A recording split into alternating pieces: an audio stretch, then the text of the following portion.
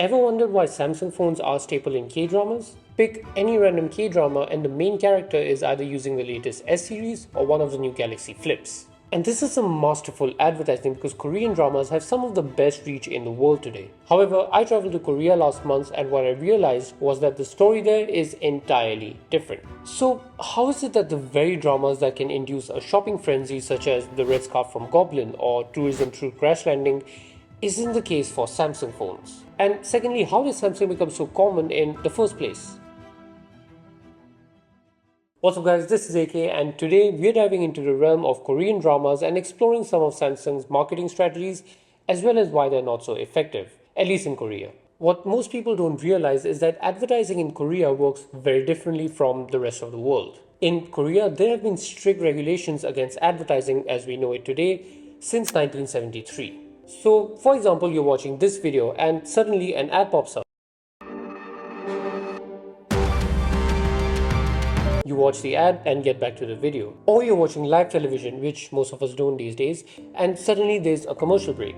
For a very long time, this wasn't allowed in Korea because of viewership rights. So, according to Article 59 of the Broadcasting Act, there can't be advertisements between shows or movies. However, when people started switching from live TV to streaming and the popularity of Korean dramas grew, the Korean government started seeing an opportunity. So what they did was to allow advertisements to be integrated into the program itself.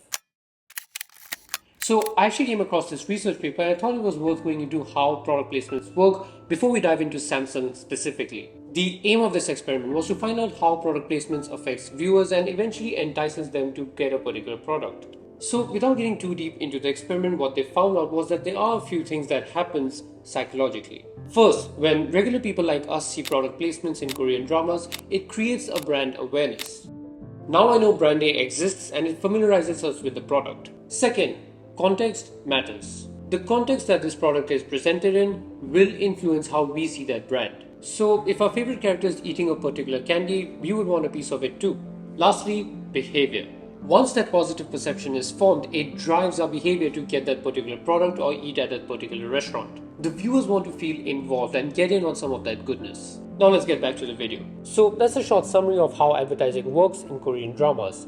Now let's zoom into Samsung. So Samsung phones have been a common sight in Korean dramas for a very long time. The most obvious reason is because yes, it's a Korean brand, but it's also a way for Samsung to reach a larger audience in Korea and all around the world. I'd like to show you a few sets of data.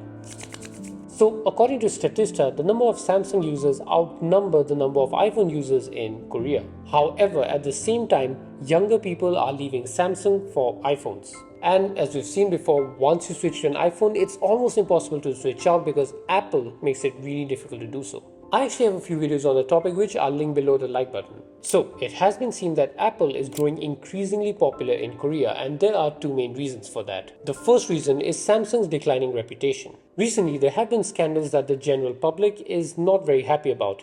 I'm referring to the GOS scandal. GOS stands for Game Optimizing Service, which is responsible for throttling the performance of Samsung phones, especially when it comes to gaming. The feature was meant to protect the battery and prevent overheating, but the lack of option to turn it off was outrageous for many. Another incident was when the chairman of Samsung, Lee Jae-yong, was sentenced to prison for bribery and corruption. There have also been other instances of him breaking the law. It is believed that Samsung has some secret relationship with the Korean government and is state-sponsored, and sometimes they would even bend the law and get away with it. How true these claims are is hard to confirm, but that's the perception in Korea. So incidents such as these eroded public trust in the company and they started switching out to the next best option, which was iPhone.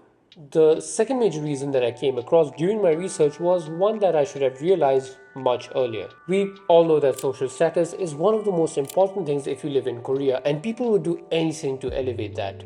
These include things like buying expensive clothes, dining at expensive restaurants, and having an expensive phone.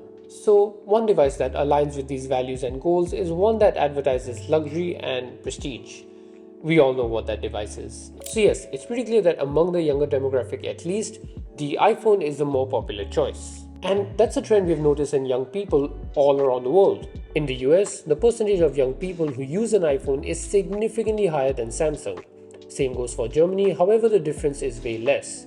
Same goes for the UK, where the difference is even more vast than the US. And lastly, Japan, where it turns out very few young adults use Samsung phones.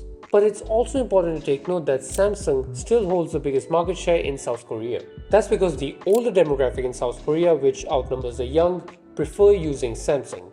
But surprisingly, these are the people who don't really watch K-dramas and, considering their age, are much less likely to be influenced by them. So I guess it's safe to say that product placement in K-dramas doesn't do all that much for Samsung. But what may be the reason that the older generation still decides to stick with Samsung? I think the most important reason is that Samsung has operated in Korea since 1938. It transitioned to electronics in the 1960s, whereas Apple only came to Korea in 2008. So Samsung has been around a lot longer than Apple. Another thing to take note is that Samsung phones are generally more accessible because they come in at various price points. There's the flagship S series. There used to be a Note series, but now it merged into the S series. There are the even more expensive Galaxy flip phones, but if you're on a budget, there's the J series and the A series. So by coming in at various price points, Samsung can cater to a large portion of the South Korean population. In summary, the reason why Samsung advertises their products so heavily in K-dramas is probably to maintain their majority share in the Korean smartphone market. What do you think of these product placements, and do you find them effective? Let me know in the comments below. Subscribe to the channel for more such videos and make sure to check out my other videos. Thank you for watching, and I'll see you guys in the next one.